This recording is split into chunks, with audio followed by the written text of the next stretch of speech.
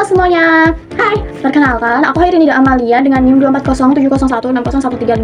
Aku dari kelas 2D. Di sini aku bakalan nuntasin tugas UAS aku pada mata kuliah psikologi perkembangan. Nah, jadi aku di sini itu bakal ngebahas konflik-konflik yang terjadi pada masa dewasa akhir dan masalah kesehatan yang dialami oleh dewasa akhir, baik itu kesehatan mental maupun kesehatan fisik. Nah, dewasa akhir ini merupakan generasi terakhir dalam tingkatan usia. Nah, generasi dewasa akhir ini itu berusia 65 ke atas atau bisa disebut juga dengan lansia. Pada masa ini itu terjadi beberapa perubahan seperti penurunan fungsi tubuh dan daya tahan pada tubuh yang tidak sama seperti ketika beliau di usia muda. Nah, selain itu juga secara psikologis juga memiliki rasa ingin dimengerti. Nah, pada masa ini tuh rentan banget untuk terkena penyakit. Kalian pernah dengar nggak sih kebanyakan orang tua itu kadang tuh terkena penyakit stroke? Nah, usia lansia ini juga itu sering banget yang namanya rentan untuk terjatuh. Itu karena menurunnya daya tahan pada tubuh dan kekuatan pada tubuh serta fungsi-fungsi yang sudah mulai menurun. Hal ini menyebabkan lansia rentan terkena penyakit. Tentu saja diabetes juga termasuk penyakit yang sering dialami oleh lansia. Nah, untuk mencegah hal itu kita bisa melakukan dua cara yang bisa kita lakukan sejak mulai hari ini. Yang pertama, kita bisa melakukan aktivitas fisik seperti berolahraga secara rutin atau beres-beres rumah atau bahkan melakukan hobi yang positif yang melibatkan secara fisik. Nah, selain itu gizi juga mempengaruhi loh. Memulai makan makanan yang sehat, minum minuman yang sehat, yang seperti 4 sehat 5 sempurna. Tapi kebanyakan zaman sekarang itu makan sayur itu adalah hal yang sangat susah. Nah, kalian bisa akalin tuh dengan cara mengolah sayur tersebut ke dalam makanan yang kalian suka. Nah, selain pada fisik, psikologis juga mempengaruhi kesehatan lansia seperti stres yang berlebihan, kecemasan yang berlebihan, seperti rasa tidak ditemani, menyendiri, hampa, depresi dan lain-lain. Itu juga mengakibatkan kesehatan pada lansia itu akan menurun serta mudah untuk terkena penyakit. Nah, pada masa ini tuh tentu saja akan mengalami konflik antar generasi karena adanya perbedaan antara dewasa akhir dengan usia yang lebih muda. Entah itu adanya perbedaan antar lingkungan, perbedaan gaya hidup, perbedaan cara berkomunikasi dan pola pikir. Nah, konflik ini biasanya terjadi dalam satu keluarga antara orang tua yang memiliki usia lansia dengan anak-anaknya.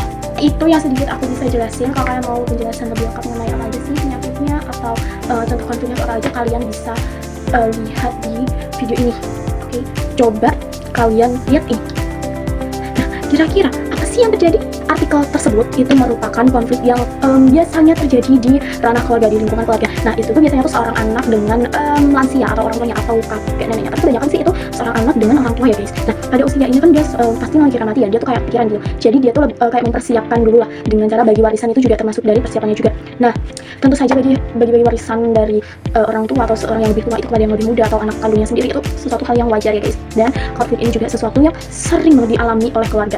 Nah, menurut kalian apa sih yang terjadi ya? Kadang tuh apa yang diekspektasikan kita itu ya berjalan dengan sesuainya gitu. Jadi kayak mungkin lansia itu mikirnya kayak apa ya, keluarganya rukun-rukun aja, dibagi dengan rata.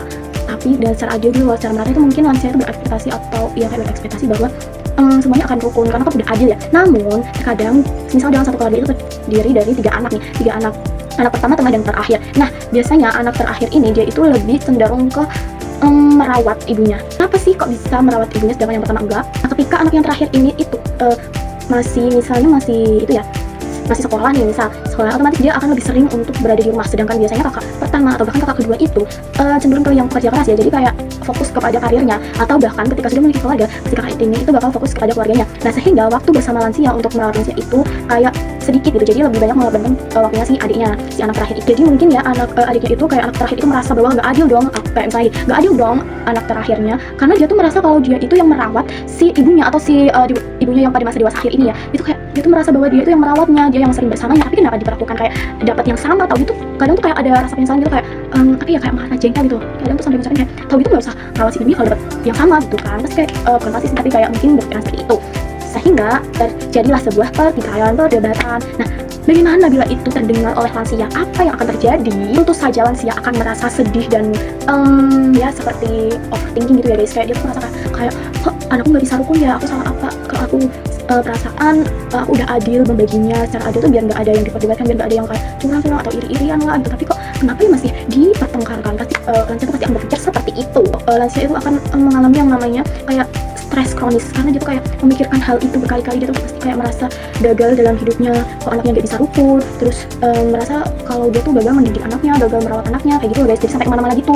Terus habis itu kayak dia kayak jadi orang tua yang gak berguna karena tuh kayak anaknya tuh gak bisa jadi anak yang rukun gitu loh. Terus habis itu kayak dia tuh juga nggak bisa mendamaikan kedua beberapa anaknya gitu. Nah, ketika beliau lansia itu merasa kayak kepikiran terus menerus, dia akan mengasingkan diri guys, mengisolasi diri, kayak menyendiri gitu loh, ngurung dalam kamar sambil mikirin kayak gitu, stres sampai depresi sampai kepikiran sampai kemana-mana. Nah, hal itu bisa mengakibatkan permasalahan pada fisiknya, pada kesehatannya. Bisa aja karena kepikiran terus menerus, terus kayak lansia itu jadi drop, jadi tumbang, jadi kayak sakit-sakitan terus menerus gitu loh guys, karena kepikiran hal itu terus menerus. Jadi apa yang harus dilakukan supaya hal itu tidak memicu kesehatan pada lansia? Kalian bisa tuh melakukan diskusi dengan keluarga. Misalnya nih, kalian udah dibagi tuh warisannya, udah dibagi secara adil, nah kalian ya udah terima aja, terus di situ kalian bisa diskusiin antar anak itu, bisa berunding, bisa berdiskusi, terus cobalah kalian berpendapat, beropini masing-masing kayak gitu, tanpa si lansia ini tahu, biar kayak tidak buat kepikiran gitu loh, biar lansia ini tahunya tuh mereka tuh aman, damai, kayak jadi anak-anak yang rukun, saling bantu kayak gitu kan. Kayak lansia itu kan pasti kayak hatinya tuh tenang, kayak ya kemungkinan untuk hidup itu jadi lebih panjang sedikit